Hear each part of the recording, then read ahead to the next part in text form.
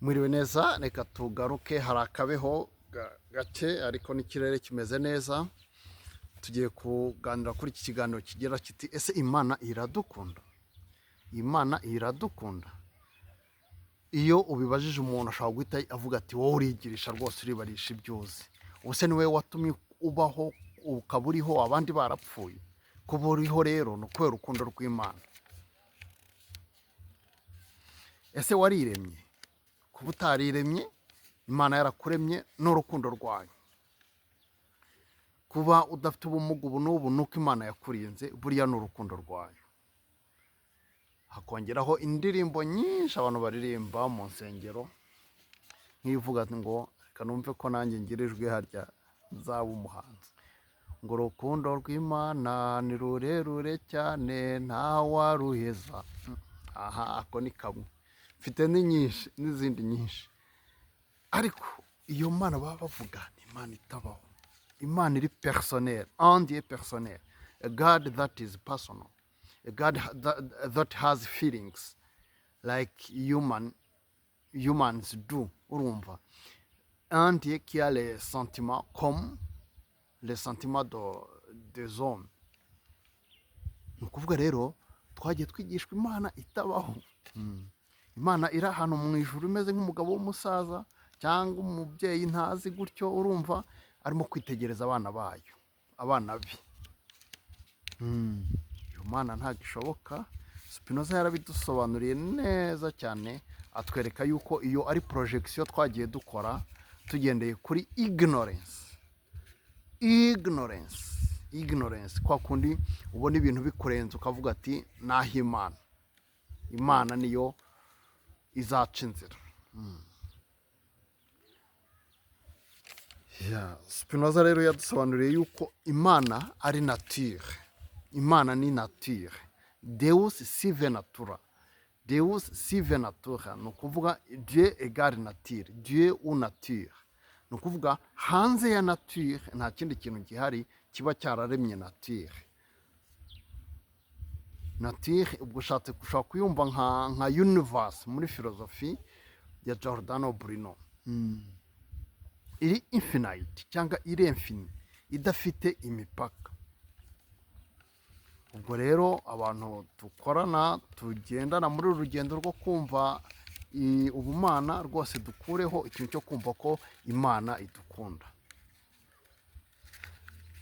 Hari n'abavuga ngo turi bene Imana. Ibyo ushobora kubivuga bikumvikana, ariko bishobora gutera confusion iyo wumva ngo Imana yarakubyaye igushyira hanze yayo. Ntabwo ari byo. Imana yumvwa nka nature cyangwa natura mu Kilatini, kuko niho yanditse ko Imana ifite like two aspects. The first aspect it can be considered like natura naturans. The second aspect, natura naturata. Let me explain all those terms, all those two terms. Natura naturans ni ukuvuga ngo the nurturing, ni nk'aho ari yasoko ibintu birimo guturukaho. Wakita nk'umuremyi, ariko ntirema ifite igitekerezo cyo kuvuga ngo reka ndeme ikintu kimeze gutyo, reka ndeme umuntu uteye utya, reka ndeme igiti kizaba kimeze gutyo. Naturans ntabwo ari uko nguko ikora. Hakaba na natura naturata ni natured. Natured ni ukuvuga the nature ni nature nk'ibiva kuri ya soko, ibiva kuri ya soko. Tubona yuko rero Imana ari isoko ya byose, abantu, ibintu byose. Imana ni ya soko ibintu bikomokaho, ariko bitayivuyemo ngo bijye ku ruhande rwayo.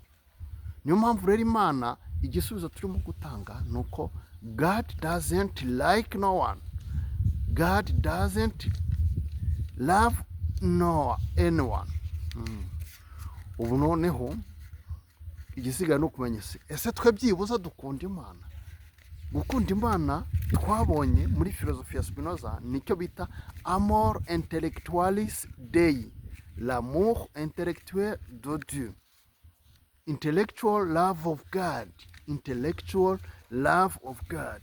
intellectual love of God umuntu ashobora kugeraho ni igihe wageze kuri knowledge ya reality as a whole, ni ukumenya reality nk'ibigukikije byose n'ibikugize, ukamenya ko ari ikintu kimwe, ukashobora ku acceptinga, to accept, tu va accepter quoi les lois de la nature, laws of nature, ukumva ko udagomba kuzijya ku ruhande ngo nibwo uri bwo mo gukora experience y'Imana, ahubwo ukamenya uti laws of nature ndimo kubaho, nzemera, ndi in harmony with them, ndi anharmony, ngendera mu murongo wa nature, ubwo nibwo ndi muri amour intellectualis Dei. Ni ukuvuga l'amour intellectuel de Dieu, c'est l'amour de la nature. C'est pas l'amour sentimental, c'est tout notre être dirigé vers la connaissance, la compréhension de la nature. Murakoze rero, ubwo dusoje twemeza yuko Imana itadukunda, itanatwanga bien sûr.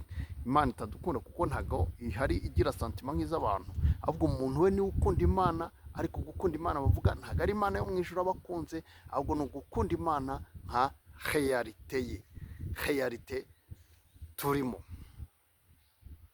Murakoze rero, ni umushakashatsi Peter Claver Rurangwa, ndabakangurira kugira ngo dukomeze dufatanye ubushakashatsi, kora like, usangize abandi bino biganiro dukora, kuko ni byiza cyane, kuko bigukura muri cya kintu idini riba ryarakuzingiyemo, ukahorana ubwoba bw'Imana, kandi Imana ariyo kamere yawe.